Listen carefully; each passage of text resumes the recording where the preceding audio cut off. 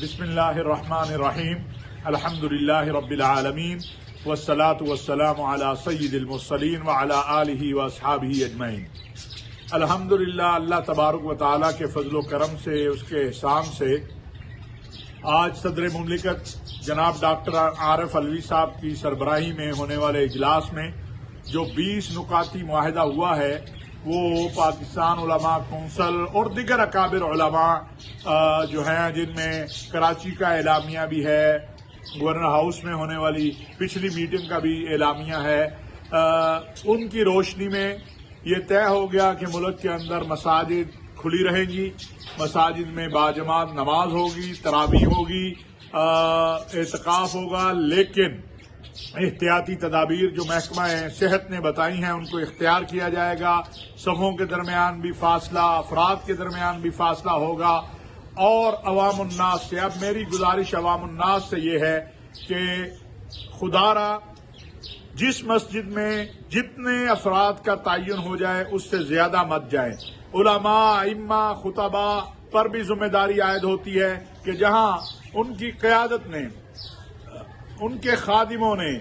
کوشش کر کے، محنت کر کے، حکومت نے اتنا بڑا قدم اٹھایا ہے تو ان کو بھی اب اس اعتماد کو اور احتیاطی تدابیر کو مکمل عمل کرنا ہوگا۔ ہم نے یہ بھی کہا ہے کہ جو احتیاطی تدابیر پر عمل نہیں کرے گا، اگر حکومت اس جگہ کو بند کرتی ہے یا اس جگہ پر پھر وہ کوئی پابندی لگاتی ہے تو ہم اس کی تائید کریں گے، ہم اس کی مخالفت نہیں کریں گے۔ اس لیے اپنی اپنی مساجد میں ابھی سے مکمل طور پر احتیاطی تدابیر جو بتائی گئی ہیں ان کو اختیار کریں۔ صدر مملکت خود بھی بتا چکے ہیں، میں بھی آپ سے عرض کرتا ہوں کہ مسجد کو جراثیم کش ادویات کے ساتھ دھونا، قالین اٹھا دیں، دریاں اٹھا دیں، اور جو فاصلہ ہے، ڈسٹنس ہے جسے کہتے ہیں، وہ اختیار کریں۔ اللہ تبارک و تعالی رمضان المبارک کی رحمتوں، عظمتوں، برکتوں سے ہمیں مالا مال کرے۔ اللہ کی طرف رجوع سب سے پہلا عمل ہے، توبہ،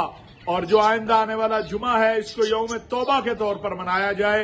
اور اس کے بعد عوام بیمار، بوڑھے، ضعیف بچے وہ مسجدوں میں نہ جائیں۔ انشاءاللہ تراویح بھی ہوگی اور طبی ضابطے کے مطابق جو ہے وہ اعتکاف بھی ہوگا۔ میں مشکور ہوں وزیر اعظم پاکستان عمران خان صاحب کا، عارف علوی صاحب کا،